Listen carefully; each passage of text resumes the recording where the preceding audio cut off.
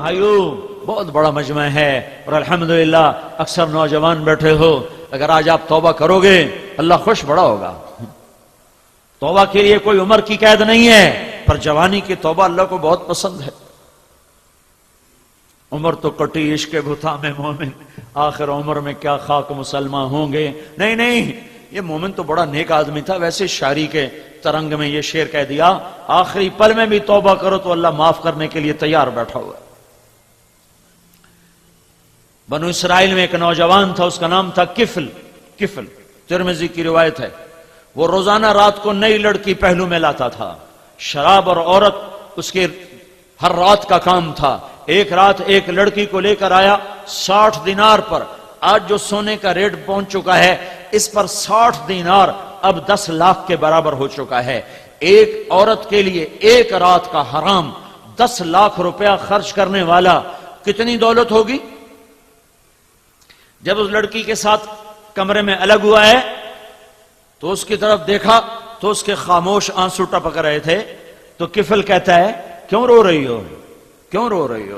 تو وہ کہنے لگی میں پیشہ ور نہیں ہوں، میں عزت دار ہوں، مجھے بھوک نے یہاں تک پہنچایا ہے۔ تو کفل لرز گیا اور اس کی آنکھوں میں آنسو آ گئے اور کہنے لگا تو میری بہن ہے، جس عزت کے ساتھ آئی تھی اسی عزت کے ساتھ چلی جا، میرے لیے دعا کر، میں بڑا کمینہ انسان ہوں، اللہ مجھے معاف کر دے، میں تیرے آنسوؤں کے طفیل توبہ کرتا ہوں۔ کفل کو نہیں پتا اگلے لمحے کیا ہونے والا ہے۔ یہ لڑکی گھر پہنچتی ہے اور کفل دھڑم گرتا ہے اور مر جاتا ہے۔ آخری لمحات میں توبہ ہے، آخری لمحات میں۔ اب کل اگر اس کا مردہ لاشا ملتا ہے تو کوئی اس کو نہلانے نہیں آئے گا، کوئی اس کو کفن دینے نہیں آئے گا، کوئی اس کی میت نہیں اٹھائے گا۔ یہ ایسا روح سیاہ ان نوجوان تھا۔ تو میرے اللہ پہ صدقے قربان جاؤں، واہ میرے مولا کیا تو عجب شہنشاہ ہے، سن رہا ہے؟ میرے اللہ نے قانون بدل دیا۔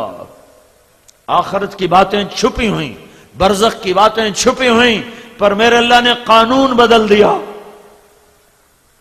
جب صبح ہوئی تو لوگوں نے دیکھا کفل کی دیوار پر، دروازے پر نورانی سطروں میں لکھا ہوا تھا ان اللہ قد غفر للکفل، اللہ نے یقیناً کفل کو معاف کر دیا ہے۔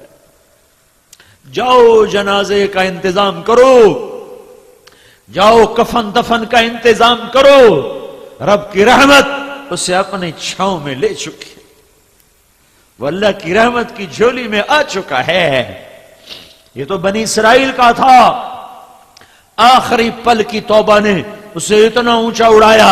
ہمارے پیچھے تو محمد مصطفیٰ کے آنسو ہیں، بارش کے قطروں کی طرح، گھنگور گھٹا کی طرح، اندر غم ہے۔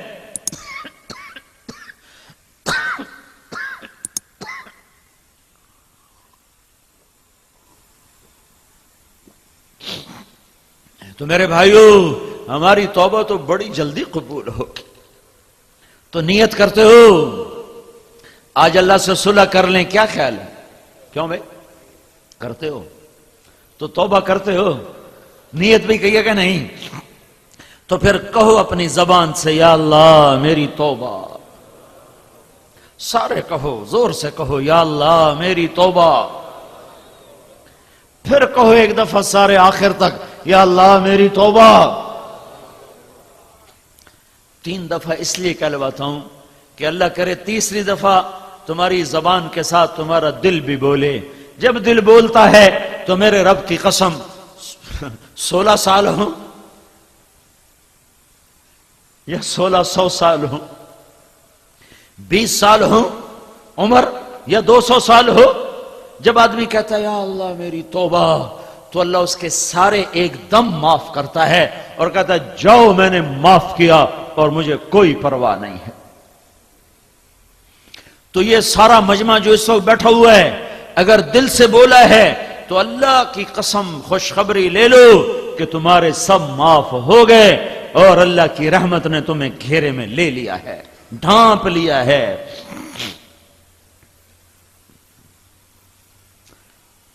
اب اگر دوبارہ کبھی توبہ ٹوٹ جائے تو پریشان نہ ہونا، شیطان چکر دے گا، ایسی توبہ کا کیا فائدہ، ادھر کی اور ادھر توڑ دی، ہاں جب ٹوٹے پھر آ جانا، جب ٹوٹے پھر آ جانا، جب ٹوٹے پھر آ جانا۔ جب بھی آ کر کہو گے یا اللہ معاف کر، تو ہر دفعہ اتنی ہی خوشی سے معاف کرے گا جتنی خوشی سے پہلی دفعہ اس نے معاف کیا تھا۔